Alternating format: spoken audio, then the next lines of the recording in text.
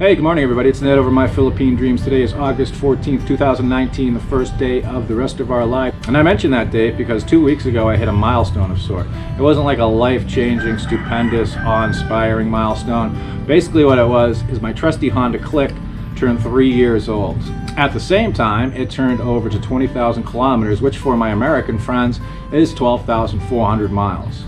Now, one thing I've learned over the past 6 years that I've lived in the Philippines is the importance of keeping things simple. And nothing symbolizes that more, I believe, than a scooter. Scooters are small, they're usually reliable, they're great on gas, they're easy in traffic, and best of all, they're cheap. This one cost me about $1,800 US. So when you factor that in for the past 3 years, it's cost me about $50 a month. That's not including gas and maintenance and stuff, but again, that's pretty negligible.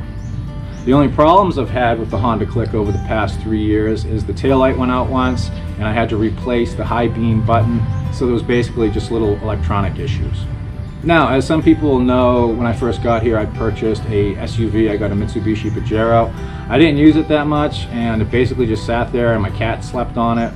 So it was impractical, it wasn't necessary, it wasn't needed, and I got rid of it. And getting rid of it was one of the best decisions that I've made since living in the Philippines. Because when I came here, people told me, oh my gosh, it's rainy season, there's monsoons, there's all that stuff. Not on Negros, there's not. A lot of that gets blocked by the western side of the island, Bacolod, Sipalay, Negros Occidental. So it's actually sunny and not too rainy here 365 days a year.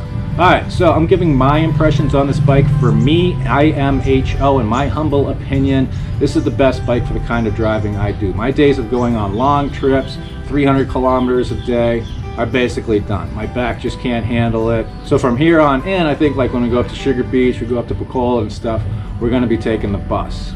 Most of my driving is in and around town. It's running errands, it's going to the gym, it's going to meet people downtown, doing grocery shopping, all that stuff. So for me, the automatic scooter is basically what has worked best. In the past, I've also had a YBR 125.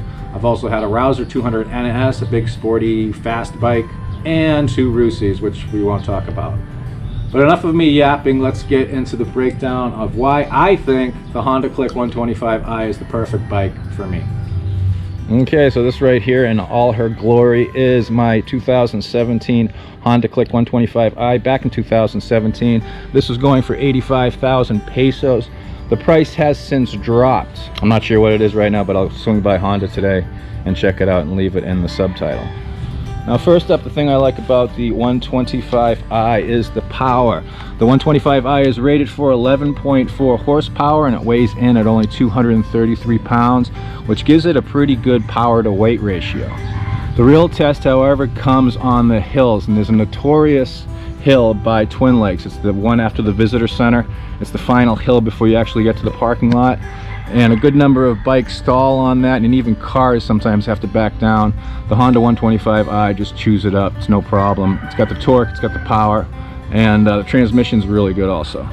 Another thing I like about it is the fuel efficiency. This thing basically gets 135 miles to the gallon. Honda says it gets 58 kilometers per liter.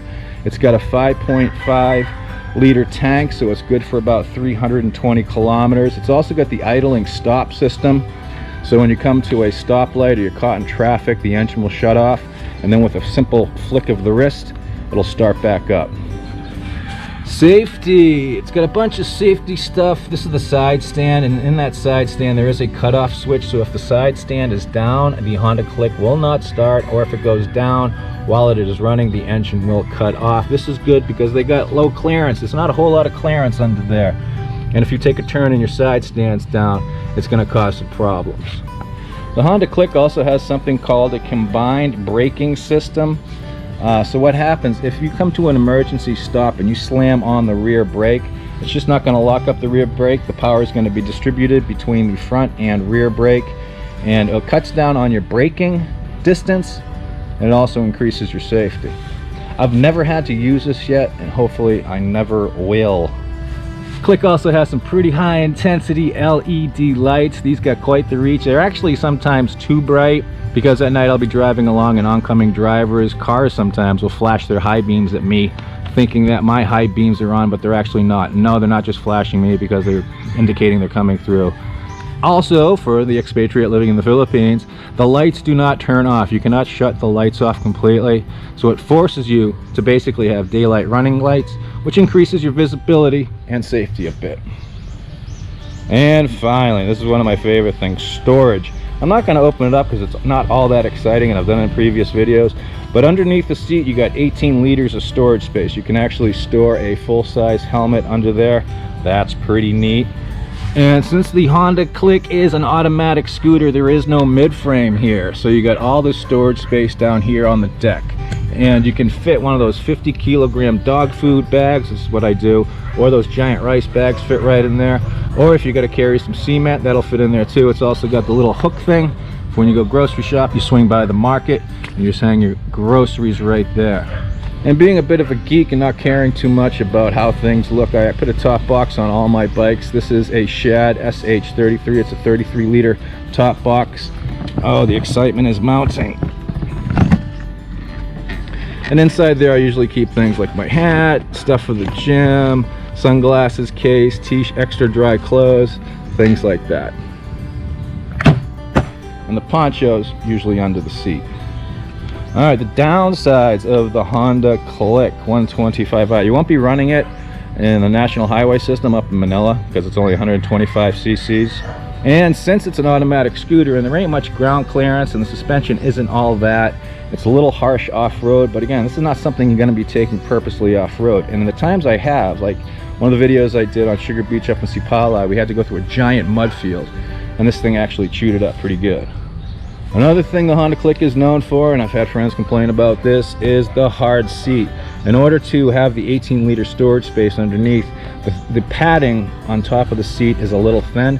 But if it's a problem for you, thankfully I am blessed with a prodigious posterior, so I got a lot of padding back there. But if the seat's too hard for you, you can just bring it to any local upholstery shop and they can actually fit you with more cushioning and cover it back up for a modest fee. When I say modest fee, it's like 200 pesos, 300 pesos to have something like that done.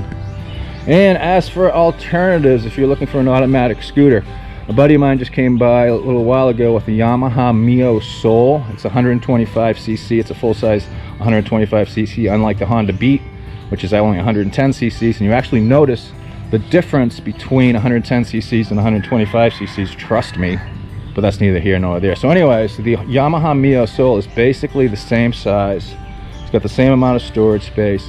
And even though the storage space is smaller underneath, it's got a more padded seat. So if you got a thinner butt, it's more comfortable for you.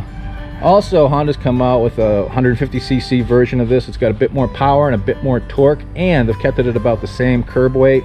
I am planning on keeping this basically until it explodes or the wheels fall off. It's a simple, fuel efficient, reliable, great little bike. It's comfortable for me, even going on longer trips like driving up to Sipalay. I prefer this to the YBR 125 that I had, the Rouser 200 NS that I had, or any of those other bikes. Alright, so that's a sum total of all those parts. What are your experiences with motorbikes in the Philippines? What's worked for you? What hasn't worked for you? Feel free to leave it down in the comment section. And until next time, puppies and rainbows for everybody. Take care. Hey, if you consider our work to be of any value, consider supporting us on Patreon. If you're a Patreon, you get a free copy of my ebook, and we do monthly Google Hangouts. So consider doing that, if you would please.